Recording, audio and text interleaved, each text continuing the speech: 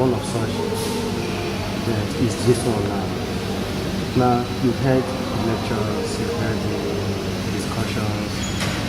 What would you say the Nigerian youth who are very interested in entrepreneurship lack? Well, really, from what I've heard today, basically it's about the strategy.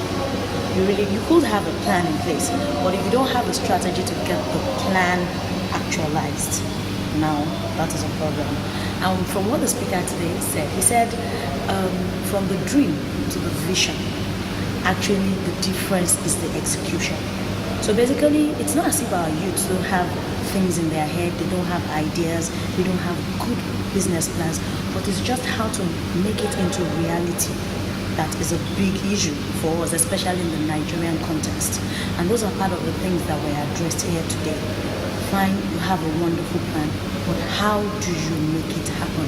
The strategy to make it happen. So I think that is our basic handicap for the Nigerian youth.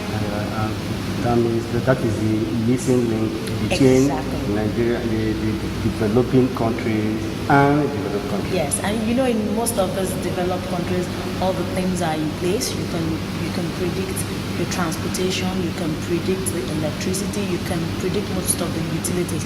But this is Nigeria. We know we're getting there. We have factors that we need to take into consideration to make our dreams into reality. So these are, I really like this the session today because he more or less addressed it in the Nigerian context, facing the reality, the harshness of Nigeria. Most of us read motivational books, read from different speakers, but you know, the speaker today, especially the man from UAC Food, he drummed it down. He brought it down from the books to the Nigerian level and how to fit into the reality.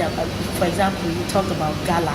Now that's an everyday thing for everybody, how the prices wanted to go up and the consumer said no and they were forced to bring it down. Things like that. And we discussed loads of things that could make sense to an upcoming entrepreneur. What would you say has been the impact of CI in this country? In terms of youth empowerment. Yes, in terms of youth empowerment. We're getting there. YESIA is well over 50 years in Nigeria. And we do have our people seated in different keys of leadership. We have JCI members that are governors, we have ministers, and we have those that are local government chair. The basic thing for us in JCI, some call us leadership organization, some call us community change agents. But for us, we believe we should develop the individual person, make me a better person, because if I'm a better person, then I can have a better community and I can have a better nation. So for us in JCI Nigeria, we're change agents and we're doing it gradually, and we're fitting ourselves, like the speaker says, strategies, we're fitting ourselves into strategic places so that before you know it, we're taking charge. Thank you very much.